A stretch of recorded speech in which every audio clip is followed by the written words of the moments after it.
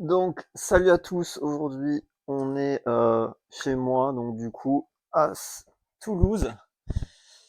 Et aujourd'hui, vous avez vu dans le titre de la vidéo, je vais pas vous faire un dessin, mais voilà, donc je viens d'une famille d'artistes, donc je vais vous un petit peu conter un peu l'histoire de ma famille d'artistes, du début jusqu'à maintenant, où j'essaye un peu de casser la chaîne artistique en faisant du skateboard et en étant le premier, enfin je suis le premier sportif en tout cas de ma famille, ce qui est pas facile quand vous ne venez pas d'une famille de sportifs d'arriver à vraiment, comment dire, vous pousser quoi et aller au maximum de votre niveau. Donc là j'ai fait un petit peu un arbre généalogique de la famille d'artistes, où je vais faire de la personne la plus âgée que je connaisse, qui est artiste, ou qui a été artiste, ou qui a presque été artiste, qui a été talentueuse, mais qui n'est pas devenue, enfin, qui n'a pas été reconnue. Il y a beaucoup d'artistes dans ma famille qui n'ont pas été reconnus, il faut resituer l'époque. Ça commence à l'après-guerre, et on va se retrouver jusqu'à maintenant, jusqu'à moi, bien sûr, vu que je suis le petit dernier de la famille, donc voilà. Donc tout commence avec Blanche de Touraine. C'est arrière, grand-mère. Du coup, en fait, c'est la mère de ma grand-mère et de mon grand-père. Voilà, donc mon grand-père, je l'ai pas connu. Ma arrière-grand-mère non plus, malheureusement, j'aurais bien aimé. Alors elle voulait devenir concertiste de piano. Ça va être la seule pianiste de toute la famille. Donc voilà, elle s'appelait Blanche de Touraine. Blanche Touraine, pardon. Blanche Touraine. Pas Blanche de Touraine. Blanche Touraine. Et du coup, elle a presque pu devenir concertiste, mais le problème c'est que, ben, à l'après-guerre, enfin, fallait trouver de l'argent, hein, c'était pas évident. Et du coup, elle a dû travailler et laisser tomber ça. Donc, juste à l'après-guerre, et elle a fait secrétaire pour un notaire, donc dans le domaine notarial. Voilà. Ensuite est né du coup. Alors attendez, je sais pas si c'est. Donc ensuite, pour descendre un petit peu dans l'arbre généalogique de ma famille artiste, on arrive à mon grand-père et à ma grand-mère, qui tous les deux, en fait, sont écrivains. Alors ma grand-mère, que j'apprécie beaucoup, enfin, qui est décédée, ils sont tous les deux décédés de toute façon, mais voilà, était poétesse. Elle a fait un recueil de poèmes qui est toujours accessible. Et mon grand-père aussi, il a fait des écrits un peu anti-religieux, hein. Donc je les ai pas lus, mais oui, il était anti-religion totalement. Donc il a fait beaucoup d'écrits contre la religion. Donc mon grand-père, il s'appelait du coup du même nom que mon arrière-grand-mère. Mon grand-père s'appelait Yves Touraine, donc c'était un écrivain. Vous pouvez toujours trouver ses écrits sur les réseaux, sur internet, tout ça, ils sont toujours en vente. Donc Yves Touraine. Et ma grand-mère poétesse, du coup, c'est toujours du côté de ma mère, hein. Du côté de mon père, je n'ai pas beaucoup d'infos, de toute façon. Et puis, ils n'étaient pas artistes, ils étaient plutôt ouvriers. Donc, c'est, elle s'appelait Anne Valoris. Bien sûr, ça, c'est un nom d'artiste, c'est pas son vrai nom. Je vais pas vous communiquer son vrai nom. Mais elle s'appelait Anne Valoris. Bon, pour vous montrer un petit peu ce qu'elle a fait, parce que cette vidéo est un peu à son honneur, hein. Donc voilà, elle était fan de. Alors je vais essayer d'ouvrir le livre. Voilà son recueil de poèmes. Alors, il n'y a pas beaucoup de pages, hein. Putain, il faut pas que je l'abîme, c'est vieux. Ouh là là. Non, c'est bon, tout est bon. Alors il y a combien de pages? C'est pas numéroté, il y a 40 pages de poèmes en fait. Donc voilà, qui s'appelle le miroir de la licorne, donc de Anne Valoris, de ma grand-mère. Donc vous montrer à quoi ressemblait ma grand-mère, ma la seule poétesse de la famille d'ailleurs. Moi, j'ai essayé un petit peu, j'ai écrit quelques vers, donc j'en ai quelques-uns de poèmes, je dois en avoir 10, quelques poèmes. Je savais pas que ma grand-mère était poétesse hein, quand je les ai écrits. Mais j'étais j'aimais beaucoup ma grand-mère, donc peut-être qu'il y a un lien, je ne sais pas. À vous de me dire dans les commentaires. Donc voilà. Elle ressemble à ça. Elle est née à Reims le 25 décembre 1913, pardon. Donc en pleine guerre 14-18. Période pas facile, hein, vraiment. Elle a fait partie de la revue Créée, a toujours été attirée par ce qui ressemble tant, soit peu, à un conte, Francis James d'abord, puis Superveille, R.M. Rickel et Milos. Alors je sais pas, c'est des écrivains de l'époque. Donc elle a aussi une petite phrase d'introduction d'un écrivain de Provence que vous les Provençaux vous devez connaître, je pense, René Char, qui dit le poème est l'amour réalisé du désir demeuré désir. Voilà. Donc je vais essayer de vous lire un de ces poèmes parce que c'est pas ultra talentueux, mais c'est quand même sympa. Le premier, je crois que je l'avais kiffé, le premier, je l'avais bien aimé. C'est assez imagé. Bon, je vais essayer de lire le tout premier, simplement pour vous mettre un peu en bouche. Il est toujours disponible, hein, en vrai. Bon, il n'y en a pas beaucoup d'exemplaires, parce qu'il y a eu 100 copies au total qui ont été tirées de ce recueil de poèmes. C'était aux éditions, alors attendez, c'est les éditions... où est-ce qu'ils sont? Que je vous dise pas de bêtises. Au niveau des éditions... Ah, merde, je n'ai pas le... Les éditions, là, ça doit être à la fin. Édition Pierre Séguer, qui est maintenant les éditions Robert Laffont. Voilà, donc si jamais... D'ailleurs, j'aimerais bien le rééditer en format audio ou en format... Enfin, le faire publier en format audio ou en format simplement numérique. Il faudra que je voie si c'est possible un jour. Donc, le premier s'appelle Plein Champ. Donc, je te garde comme on garde un fruit en haut de l'arbre pour les oiseaux et pour le plaisir. Je te garde comme pour le roi. Et par les bêtes et le soleil qui te touche, tu deviens vide. Tu deviens douce, tu ne m'appartiens pas.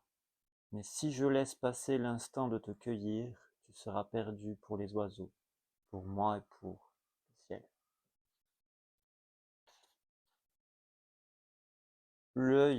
L'œillet, rouge vif, il n'est pas de manteau plus éclatant. Dans le ciel constellé des fleurs, l'œillet grenat éclairé d'une piété douce qui s'est mis de la cendre sur la bouche. Et cette autre rose d'un coup de fouet du matin, comme s'il avait couru sur les prairies. Donne-lui un instant tes yeux pour qu'il respire. Le soir, les fontaines dans les jardins baignés d'écume montent altérées, montent dans les jardins comme les étoiles de la terre.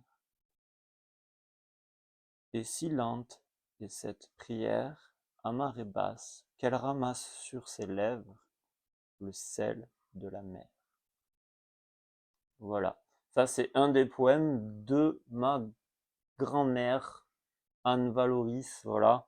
Je suis plutôt fier parce que c'est cool, hein, c'est assez imagé, c'est pas des alexandrins, ça me fait plaisir parce qu'on en a beaucoup, des alexandrins, des, euh, des poèmes un peu mathématiques, on va dire, des maths littéraires comme on dit. Mais là en fait c'est vraiment cool, donc voilà, si vous avez l'occasion de le lire un jour, c'est très joli, c'est très tout petit, c'est très pratique à lire n'importe où. C'est vachement bien, vraiment je trouve ça cool. Donc voilà, elle a écrit que ça, malheureusement, en fait, ce qui s'est passé, c'est que à l'époque, vous connaissez les filles mères, je suppose, l'époque des filles mères, ben, elle n'a pas été épargnée par ça. Donc quand en fait elle avait pas d'argent et du coup quand son prétendant a su qu'elle avait pas d'argent, elle a eu le temps de publier quand même ça. C'était la même année en fait où elle s'est fait son prétendant l'a laissé. Donc c'était Yves Touraine, l'écrivain anti-religieux, qui l'a laissé tomber. Euh, et du coup, elle s'en est jamais remis, mais elle a écrit ça avant, en fait. Je pense que c'est un peu ce qui l'a inspiré, sa relation l'a inspiré dans notre famille. Souvent, les relations qu'on a nous inspirent à nous pousser en général à être très créatif, parce que ben, on a la fibre artistique et tous les artistes ont toujours leur muse ou leur amour qui leur permettent de se pousser plus loin. Bon, on n'est pas les seuls, hein, bien sûr, hein, mais voilà. Donc du coup, je pense que comme ça l'a vraiment détruite le fait qu'il la laisse tomber. Je pense qu'elle était vraiment amoureuse. Et elle a eu un enfant, du coup, elle a été fille-mère, et donc elle était très très mal vue. Et du coup, elle a complètement arrêté. Voilà, enfin, c'est dommage parce qu'elle avait un talent quand même. C'était assez décalé. Enfin, je pense qu'elle avait un talent. Moi, je trouve ça vraiment intéressant sa façon de d'écrire. J'ai beaucoup lu des poèmes de Jacques Prévert, que j'appelais Jacques Pervers pour rigoler, mais bon. Jacques Prévert, qu'est-ce qu'on étudie encore à l'école? Enfin, je suppose qu'il y a des poèmes de plein d'autres voilà, de poètes, mais franchement, en général, c'est toujours la même façon de procéder et d'écrire. Et là, je trouve que c'est vraiment différent et c'est anticonventionnel et c'est ce qui est intéressant dans ce petit recueil de poèmes. Voilà, donc bon, on passe. Euh, voilà, qu'est-ce qu'il y a d'autre? Ben, on atterrit directement à ma mère qui est la fille d'Anne Valoris, ma mère qui peint ces magnifiques toiles que vous pouvez voir. Elle n'arrête pas, elle peint tous les jours, tout le temps en train d'être sur son chevalet, en train de peindre, tout le temps des nouvelles idées, des nouveaux... Et c'est très bien. Donc elle fait de la peinture, elle a fait de la gouache pendant beaucoup d'années, hein, je sais pas combien, peut-être 30, 40 ans. Et le jour où j'ai commencé à avoir mon premier travail, bon, c'était vraiment un travail minable, je travaillais à Domino Pizza en 2 ans, payé 12 euros, 12 euros par semaine, pardon, 12 heures par semaine, donc j'avais 300 euros, moins que ce qu'un RSA. Et j'avais pas le RSA, j'étais entre 18 et 25 ans, j'ai fait ça de l'âge de 22 jusqu'à 24. Tout ça pour vous dire quoi? Tout ça pour vous dire, ben, j'ai osé, on va dire, le jour de... Alors c'était pas son anniversaire, parce que voilà, on les fête pas vraiment dans la famille, mais un jour j'ai décidé de lui offrir, à la fin, je crois, vers la fin de ma période de travail, où j'allais presque démissionner, je crois, c'est l'année où j'ai démissionné en tout cas, ben, je me suis dit que j'allais lui offrir un chevalet qu'elle avait pas, une boîte de peinture, donc du coup pas de la gouache parce qu'elle en avait déjà, mais de la peinture à l'huile parce qu'elle n'avait jamais fait, des toiles, des pinceaux, je crois que c'est tout, pour qu'elle puisse peindre vraiment. Et elle a peint une maison qui est toujours là d'ailleurs, je ne peux pas vous la montrer, mais une jolie maison dans la forêt. Sa première peinture et c'est plutôt chouette, très joli. Et du coup, voilà, c'est la seule peintre de la famille, si on peut dire. Voilà, bon, moi j'ai fait un peu de peinture, mais vous avez vu un petit peu ce que j'ai fait. Si vous voulez voir un peu ce que j'ai fait en matière de peinture, vous pouvez taper Aurélien, le Toulousain plus loin, en un seul mot.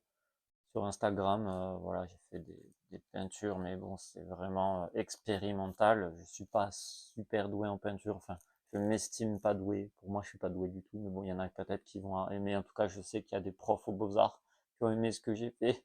Je comprends toujours pas pourquoi ils ont aimé ce que j'ai fait, mais bon, c'est leur point de vue. Euh, donc voilà, bref. Donc on en descend on va faire dans l'ordre, hein, parce qu'après du coup ma mère a 3 enfants, moi je suis le dernier, donc il y a mon grand frère. Mon grand frère, lui, ben, il a fait partie d'un rock band, donc il était guitariste, hein, il était fan de Joe Satriani, sais pas si vous voyez Joe Satriani, qui c'est. Ça, entre autres, et surtout Joe Satriani. Surtout Joe Satriani, je l'ai jamais vu parler d'un autre guitariste que lui. Euh, voilà. Ensuite, ma sœur a eu un petit peu d'élan, on va dire, dans le dessin. Elle a voulu faire parce que ma mère, en fait, a fait du dessin. Pour les modèles, vous savez, les espèces de poupées qu'on habille, on crée, on stylise en fait les vêtements, les nouveaux vêtements. D'ailleurs, je crois que Sonia Rykiel a récupéré un des accessoires qu'elle avait créé. Enfin, en tout cas, elle s'en est inspirée. C'est les fameux sacs à main en forme de cœur. Voilà. Bon, ça date, hein, mais ça en est inspiré. Enfin, en tout cas, on pense dans la famille qu'elle s'en est inspirée, puisque en fait, ma mère a envoyé les dessins pour pouvoir travailler avec elle. Et au final, ben, l'année d'après ou 2 ans après, on avait revu les défilés et on a vu qu'il y avait ce type de sac. Donc voilà. Ensuite, du coup, donc je disais, ma sœur, elle en a fait un peu, mais elle en a pas vraiment fait. Elle devait avoir, je sais pas, 12 ou 14 ans quand elle en a fait. Moi, je l'ai vue à l'âge de 5 ans en train de commencer à dessiner, à styliser les poupées comme ma mère faisait.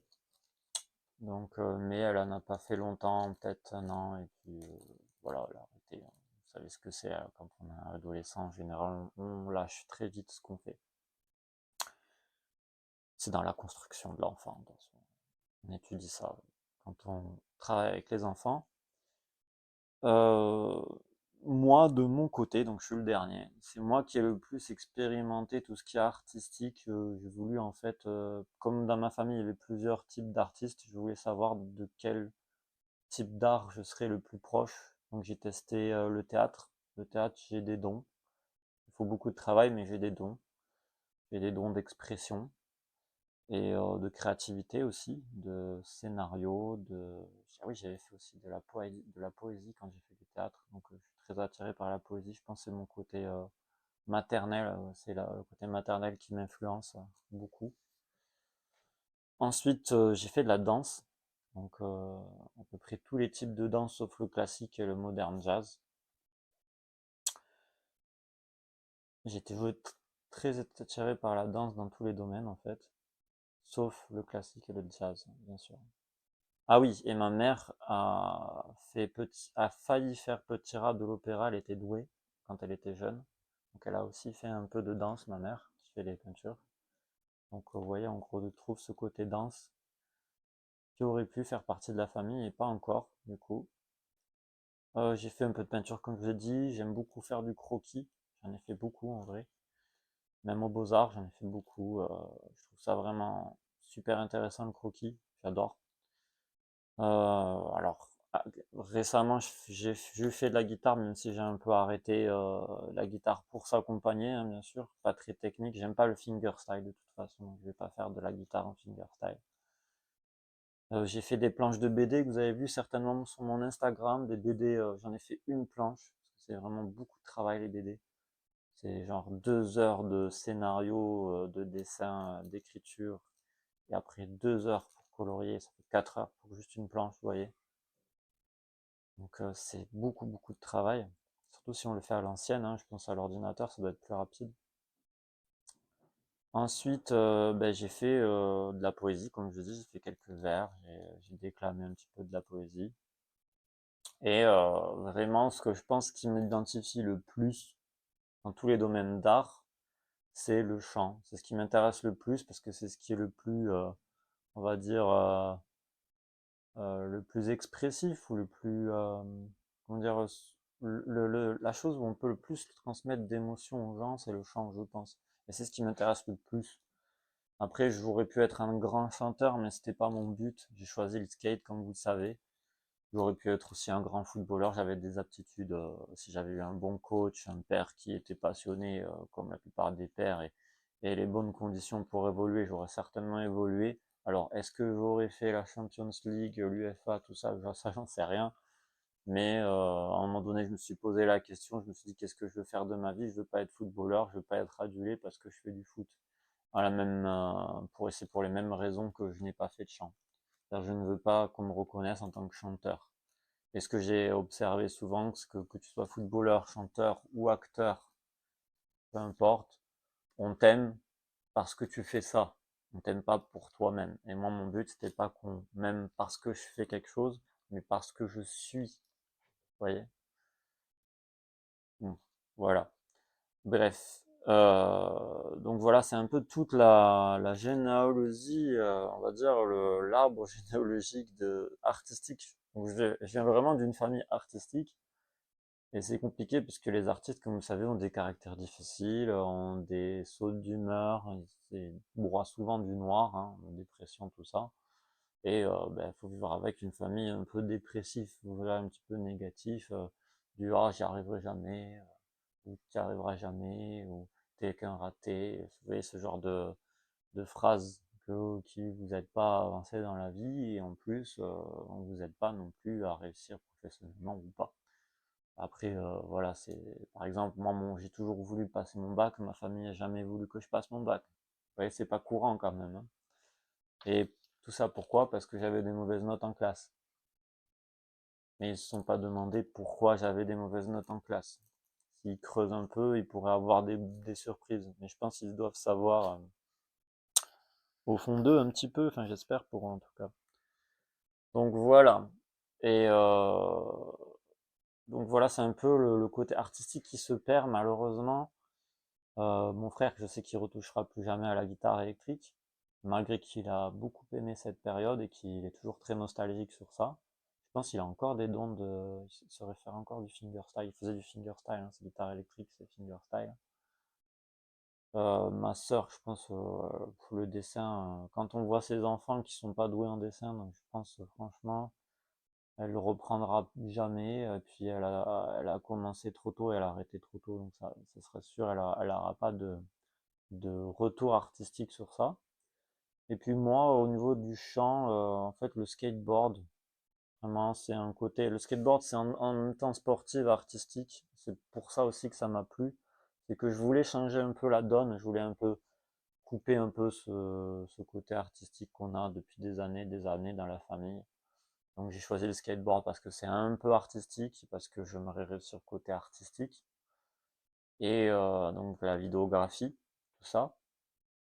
Créer de nouvelles choses, révolutionner un petit peu tout ce qui est skateboard, changer un peu les codes, changer un peu la façon de faire. Et de l'autre côté, je veux rester sportif, c'est-à-dire je veux quand même gagner des choses et ramener des médailles comme je suis en train de faire, hein, j'en ai ramené. Mais vraiment faire plus dans ce domaine-là, donc des deux côtés. C'est pour ça que je balance un petit peu, vous me voyez en skatepark, je m'entraîne, même si j'aime pas ça. Mais quand je vais en street, en général, je suis plus motivé et parce que ça me plaît énormément. Beaucoup plus que d'aller en skatepark. En skatepark, j'ai l'impression que je m'ennuie. Même s'il y a beaucoup de monde, qu'on peut discuter, tout ça. C'est pas ma vraie essence, c'est pas ma vraie nature. Et je me rappelle la première fois que je suis allé au skatepark de Saint-Ouen, c'était malheureux, quoi. C'était vraiment genre, non. Déjà, j'avais pas envie d'y aller, mais en plus, ça a une mauvaise ambiance. Mais déjà, j'avais pas envie d'y aller à la base, à chaque fois que j'y allais. Et c'est toujours le cas, à chaque fois que j'y vais, j'ai vraiment pas envie d'y aller. Euh, je trouve ça vraiment, en fait, de faire du skate dans un skatepark, je trouve ça tellement euh, incohérent, on va dire, d'être parqué alors que le skate, c'est censé être la liberté, et vous vous enfermez dans un endroit où vous restez tout le temps au même endroit. Vous voyez, c'est genre complètement pas cohérent du tout par rapport au skateboard. Et comme pour moi, le skateboard est plus artistique que sportif, ben voilà quoi, ah, bon, bref, je vais pas, je pourrais en parler pendant des heures, vous voyez bien.